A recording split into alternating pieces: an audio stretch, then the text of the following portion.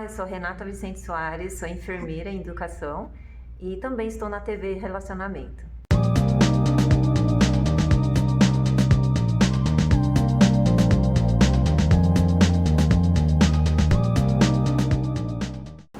Olá, internautas! Iniciamos mais um programa Gestão Executiva. Hoje nós temos aí um bate-papo com um profissional que vai nos falar um pouco sobre alguns temas muito interessantes que vão ajudar muita gente, principalmente na parte de cidadania. Evander Martins, gratidão, muito obrigado aqui por você estar aqui. Obrigado pelo convite. Perfeito. Evander, conta um pouquinho para os nossos internautas, um pouquinho onde você nasceu, um pouquinho da sua trajetória profissional e como que você foi encarar esse grande desafio. Perfeito, vamos lá. Bom, eu sou de São Paulo, sou de família paranaense, meu pai e minha mãe são do Paraná. E aí, tanto eu quanto meus irmãos nascemos aqui e eu sempre trabalhei na área comercial. Então comecei na corretagem, depois fui migrando para outros produtos. A área comercial é sempre bem dinâmica, né? Sim, muito dinâmica. Então eu venho atuando nessa área. E aí, por uma casualidade do destino, vim parar nesse ramo de cidadania europeia. O que despertou em você para começar? Então, no caso, eu fui convidado por uma outra empresa, né? Não é a que eu estou hoje, mas fui convidado. Estava procurando uma oportunidade no mercado e aí me falaram sobre o produto. E eu, claro, do alto da minha leiguice a respeito, eu falei, poxa, mas então é voltado a visto, alguma coisa assim? E eles não, veja bem, é reconhecimento de cidadania. A gente trabalha com reconhecimento de cidadania italiana. E aí o reconhecimento, uma vez que você é reconhecido cidadão italiano, aí você vai ter esse benefício, esse. É aquela coisa, expandiu para mim muito porque a minha esposa é descendente. E naquela ocasião, o meu filhinho tinha acabado de nascer, tinha poucos meses. E aí eu falei para ele, eu perguntei para ele, eu falei, então peraí, então a minha esposa ela vai ter o direito? Pelo que você está me dizendo, que ela tem o direito, ela é descendente, ela tem o direito? Meu filho também. Oi? Minha sogra. A tua sogra também teria direito. Teria direito? Eu falei, então meu filho, aí pegou muito. Então peraí, então meu filho, ele vai ter a condição, vai ter o reconhecimento da cidadania, ele vai ser um europeu, ele vai poder, de repente, amanhã depois ir para fora. Abrir horizontes, Abrir horizontes, eles falaram, não, é parece isso. que as fronteiras se abrem, né? Se abrem completamente. Aí, para mim, aí foi instantâneo. Eu falei, gente, não, peraí. Assim, eu como, né, um dentre tantos brasileiros, não sabia dessa possibilidade, tampouco a minha esposa ou minha sogra. Eu falei, não, as pessoas precisam saber disso.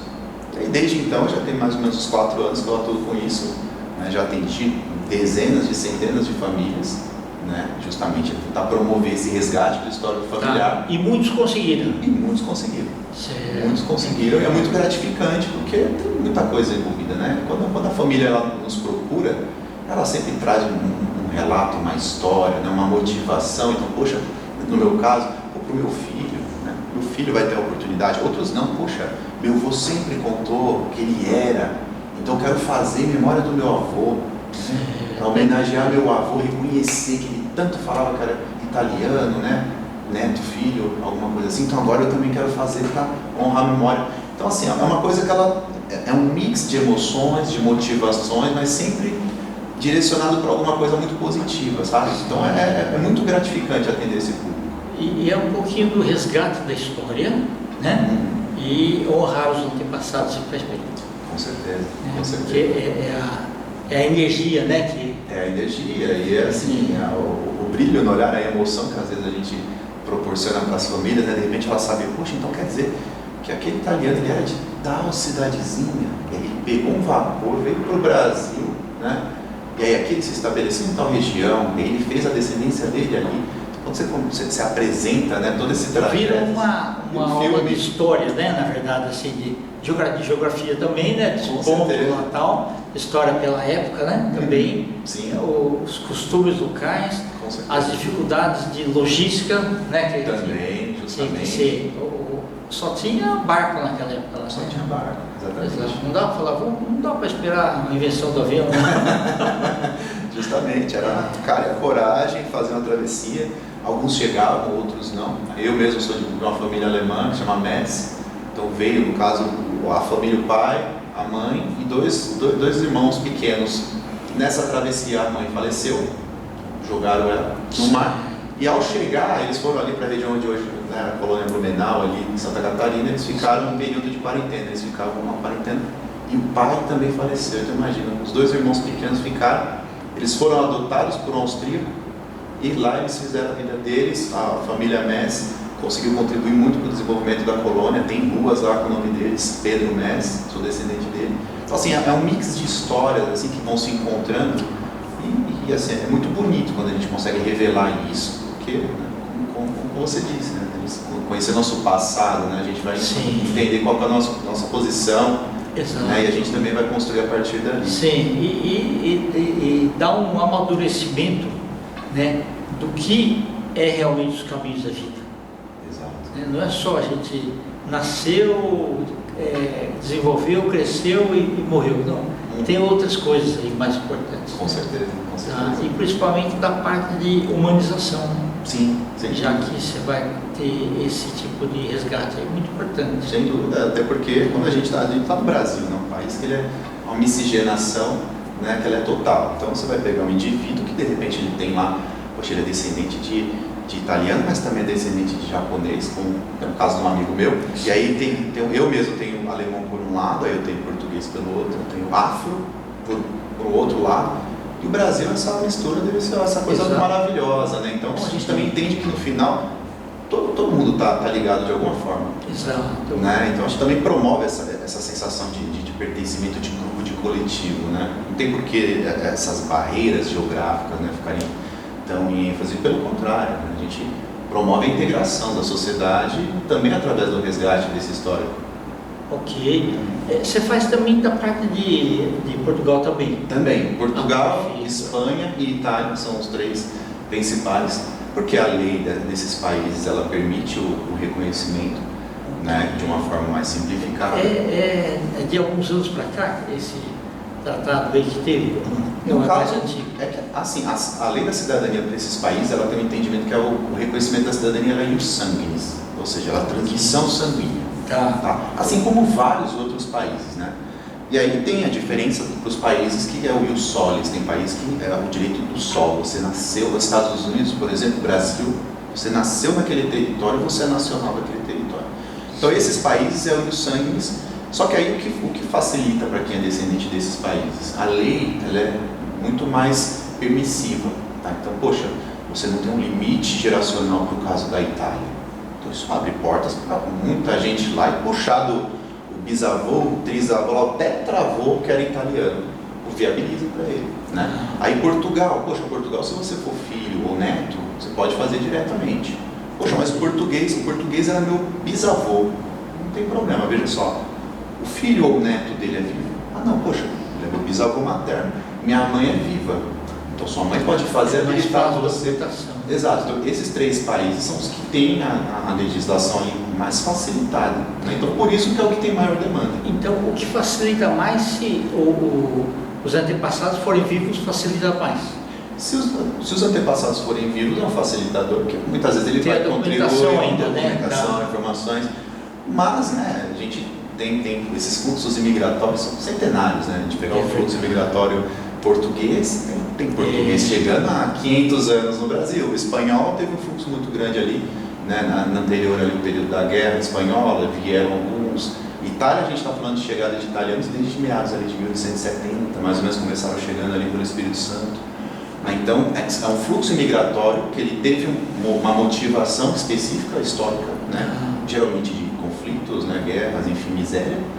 E que depois ele teve uma interrupção. Então é muito mais comum essas pessoas serem descendentes de um antepassado mais distante do que do antepassado mais recente. E você teve um aprendizado grande nesses 4 anos, né? Sim, eu sempre gostei muito de história. Na minha família tem alguns professores, já pensei em ser professor de história algumas vezes. Então, para mim foi a junção de 2 mundos, né? Eu tive a área comercial, que eu já estava, e esse contexto histórico também que me brilhou os olhos. Aí fui aprofundando o conhecimento, fui tentando entender cada vez mais, até para a gente transmitir essa segurança para a família, né? Então a família ela também precisa entender o porquê que as coisas são possíveis da forma que são, né? Então acho que quanto mais conhecimento a gente adquirir, mais segurança a gente transmite, até porque é um processo que ele é um processo muitas vezes ele demora um certo tempo, ele requer um investimento também robusto, então quanto mais segurança a família tem, mais disposta talvez ela vai agir a esse passo. E também assim, com essa tua parte assim, de comunicação natural aqui, já você da área comercial, abre um pouquinho a mente das pessoas, das fronteiras que a gente comentou, né? E do seguinte, olha, isso permite com que a gente tenha um futuro melhor, né?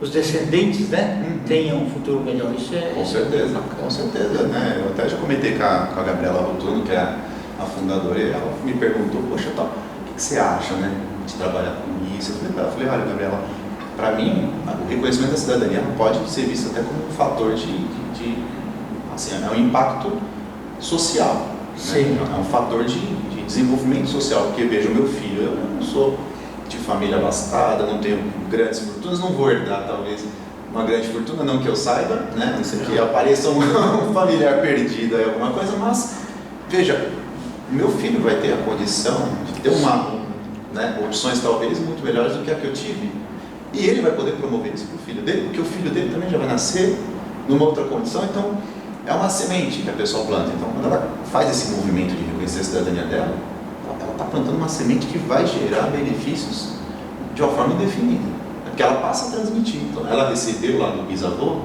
agora ela vai transmitir para os demais. Amanhã ou depois ela vai ser o bisavô que transmitiu. Então com certeza é um fator de transformação na sociedade. Tá bom. Evander, no tocante a CEOs de empresas, né, gerentes de territórios aí, o que você poderia falar assim que melhora para eles? Nossa, melhora muito, porque assim, primeiro que o cidadão italiano, português, espanhol, ele já assume o status de cidadão comunitário. Então ele pode contribuir como força de trabalho, tática, estratégica, em qualquer país do globo. Isso facilitado, o trânsito aberto, sem problema nenhum. Pode ter transferência de empresas entre os países, etc.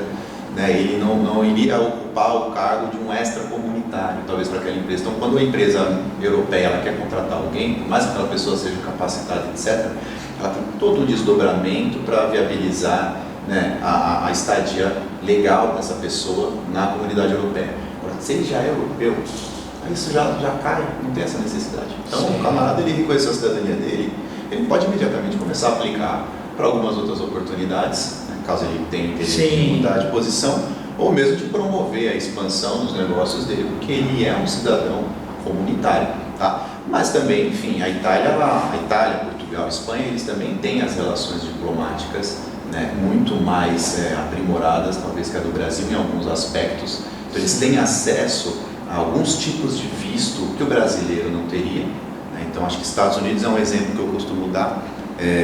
Os Estados Unidos ele tem um visto de investidor. Então, vamos supor que você tem interesse em fazer investimento nos Estados Unidos. Ele vai pedir para você aplicar, se você é brasileiro, você vai ter que apresentar um business plan de coisa de 1 a 2 milhões de dólares, dependendo da região. Se for uma região atrativa, é um custo maior. O business plan, se for uma região um pouco mais a ser desenvolvida, é um pouco menor. Agora, se ele é italiano, esse custo, esse aporte pode ser de repente de 100 mil dólares. Entendi. Então, muda muito, aí muda o jogo, porque aí ele vai conseguir aplicar com outro tipo de visto, porque é um visto que o brasileiro não tem acesso, mas o italiano tem. Então, sem dúvida que para quem está em planejamento estratégico de negócios, com certeza ter uma dupla cidadania abriria muitas portas, sim, sem dúvida. Parabéns. Como que as pessoas têm acesso a você? Tem redes sociais, tem sites? Pode falar que nós vamos escrever aqui também. Vamos lá. No caso, a empresa é Rotuno Cidadania, Rotuno com 2 N's. A gente está no Instagram, Rotuno Cidadania, é a página. E tem o site também que é rotunocidadania.com.br. Lá tem nossos canais de contato, tem um formulário que a pessoa consegue preencher para já falar mais um pouco sobre a história dela, para a gente fazer ali um direcionamento. E é um quebra-cabeças a ser formado, a ser juntado, né? Com certeza, um quebra-cabeça a ser juntado, e a gente tem toda a estrutura lá. Então, a gente tem pesquisadores, tem analistas, a gente faz uma estruturação, né, para viabilizar financeiramente também para a família.